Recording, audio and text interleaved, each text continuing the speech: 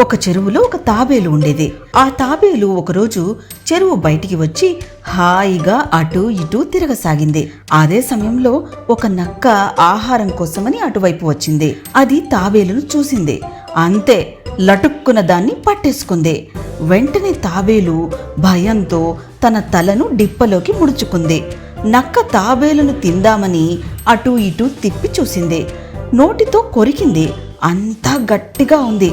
దానిని ఎలా తినాలో తెలియక బండకేసి బాధపోయింది. అప్పటి వరకు లోపల ముడుచుకుని ఉన్న తాబేలు, నక్కబావా ఆగాగు, ఎందుకంత తొందర? నేను నీళ్లలో ఉన్నప్పుడు మెత్తగా ఉంటాను, బయటికి రాగానే రాయిలా గట్టిగా మారతాను. నన్ను నువ్వు తినలేవు గాని వదిలేసిపో అంది. నక్క నవ్వి, అయితే నీళ్లలోనే నిన్ను నానబెట్టి మెత్తగా అయినాక తింటాను అంటూ దానిని నీళ్లలో వేసింది. అది పారిపోకుండా గట్టిగా కాలితో అదిమి పట్టుకుంది. ఒక అరగంట తరువాత, ఏం తాబేలు, మెత్తగా అయ్యావా ఇప్పుడు అంది.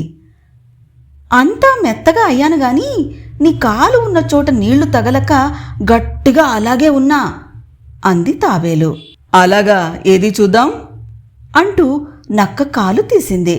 అంతే, ఇంకెక్కడి తాబేలు, నక్క అలా కాలు తీయగానే ఇలా సర్రున జారుకుంది.